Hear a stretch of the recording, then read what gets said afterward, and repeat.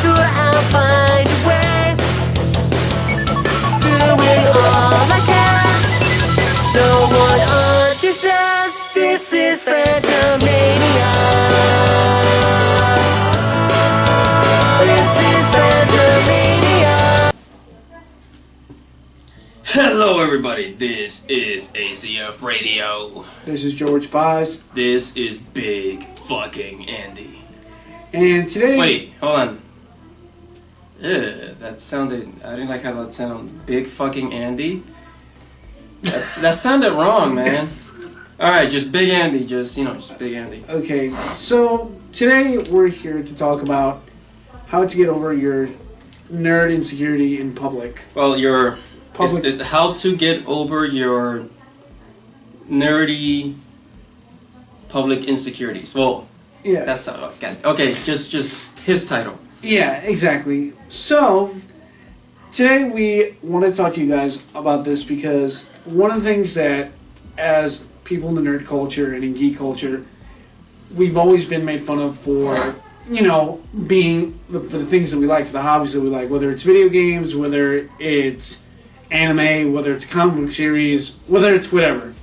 But yeah, well, if it's anime or if it's a comic book, I guess since the 50s, I think, if you like weird things like anime or anime wasn't around the 50s, but since actually it was. But the point is that for decades, people like us nerds have always been looked down upon. Like, you're not cool, you're not this, you're not that, da da da da da. You don't because you don't go with what society tells you. You don't go with the flow. And I'm very anti-mainstream. Anti-mainstream. I don't go with what people tell me to do. I do whatever the hell I want to do. And that's kind of the best part about nerd culture is, we decide what we like, whether no matter how childish it may seem in society or not. And yes, and we also love cats too. But anyway, just as, to open up that little opener. Come here, Kate. As you can see... You're gonna make me sneeze, but... Yeah. As you can see, one of the things about nerd culture that you need to understand is, don't be afraid to be who you are as a person. If you have, a Dungeons & Dragons t-shirt, or Doctor Who t-shirt like I'm wearing, or if you have, a Death Note t-shirt, I know, Andy, you don't have one on now, but you've had... I have a Death Note t-shirt. Right now, I'm wearing, this Eagles shirt. But... Yeah, but, basically what we're saying is... A lot of the times, especially when it comes to a whole social aspect, we tend to be afraid to reveal that side of ourselves to other people. There's definitely times where I guess you don't want to show that you're into that stuff, in the workplace. Kitty. When you're in the workplace, and and during class, things like that, when you're doing important stuff. But let's say when you're at the mall, you can do whatever you want, wear whatever t-shirt you want, you can go cosplaying at the mall, like they do in Japan, which is really common. It's just that, society has programmed us to think, okay, well, these things aren't cool, you should not be doing them, otherwise you're going to be put down and humiliated. But the thing is, what I have found is it's not that you're doing these nerdy things. Is how you go up, is how you carry yourself.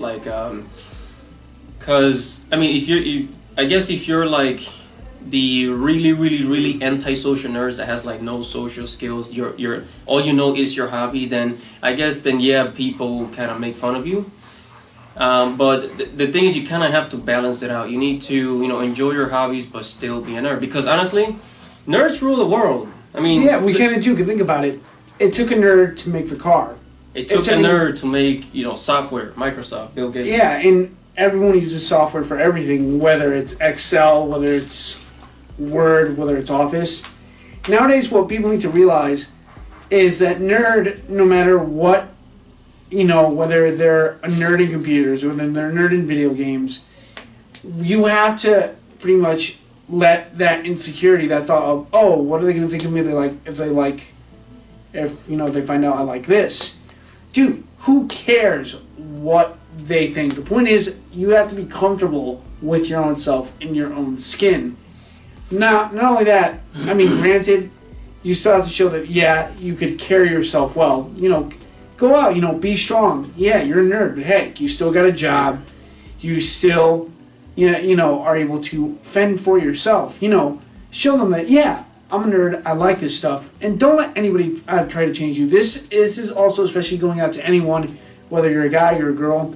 If your significant other is pretty much saying to you, hey, because didn't you tell me one at work you saw this you met this chick who you said let me tell you the story. Here's a story about how to get rid of your insecurities. So at my job, I went to my job with this Dragon Ball Z T-shirt. Stop playing with the cat, bro.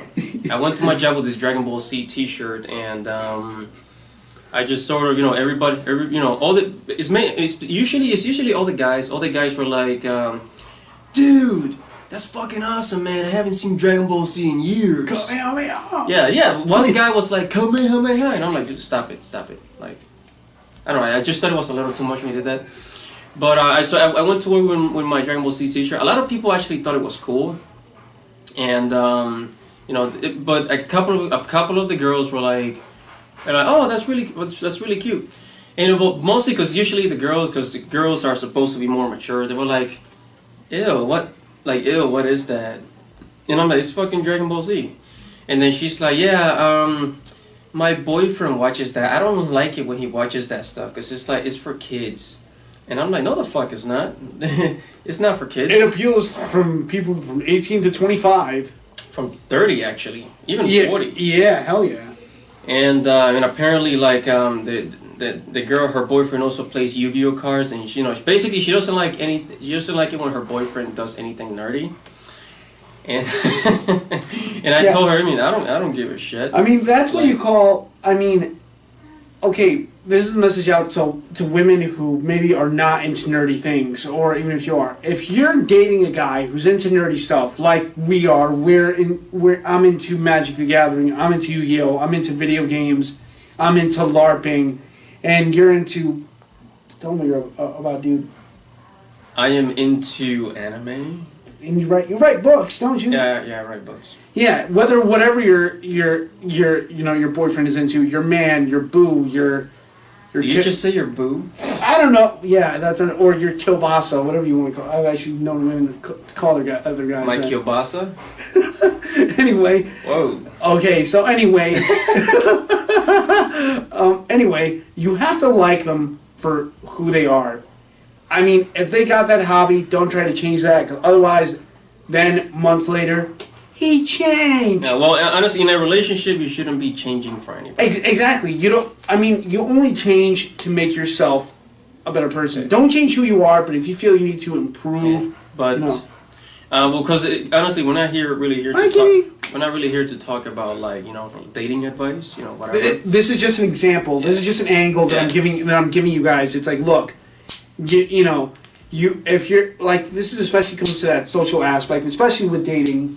You have to, be open as to, okay, this is who I am. Yeah, because people in general, they respect somebody who's comfortable in their own skin. Exactly.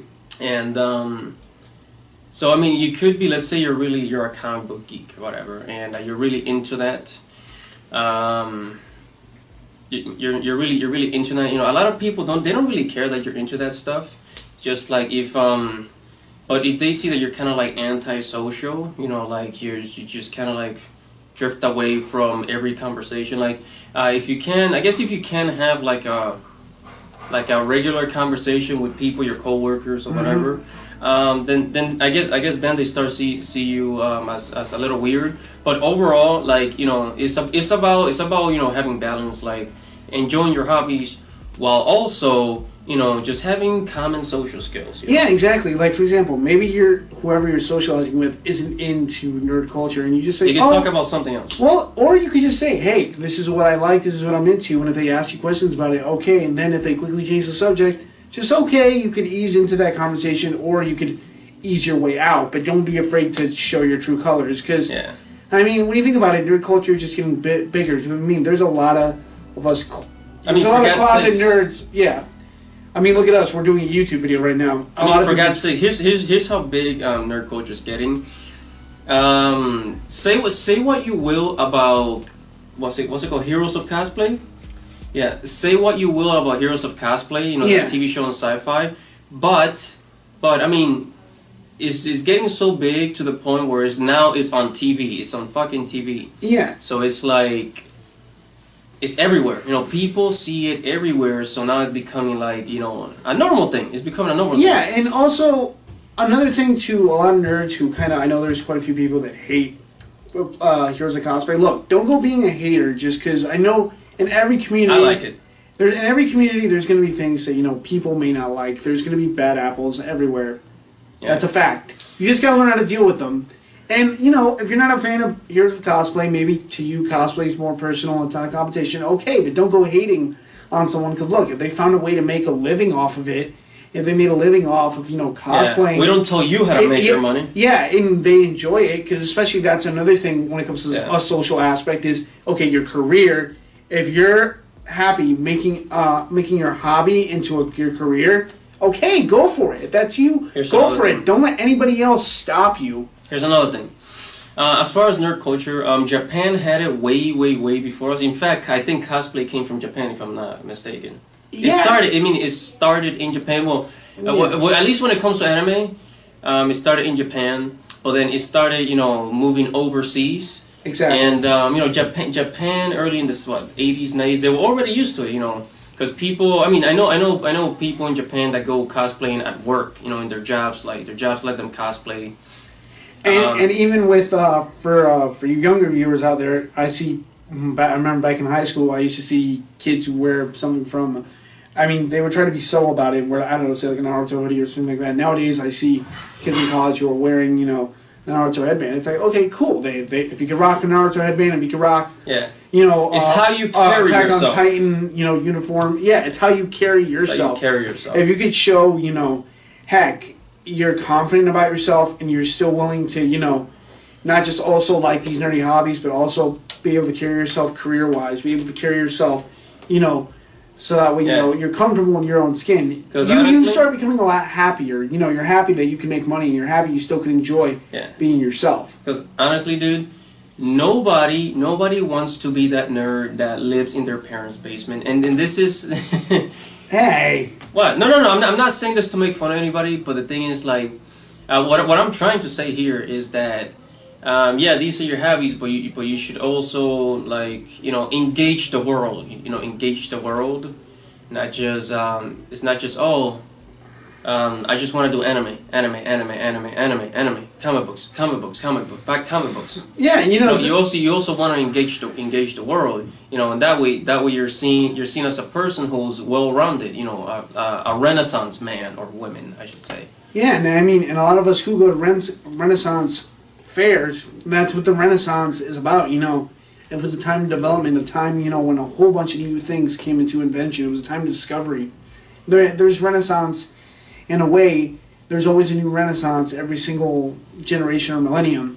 It's not how, you know, the fantasy type of Renaissance fair or the medieval type of Renaissance fair. Well, no, medieval's a different period, but whatever. You need a little bit of everything, okay? A little bit of what people consider the real world, and also be into your into your hobbies. Because the thing is that about as far as the real world goes, the real world is a product of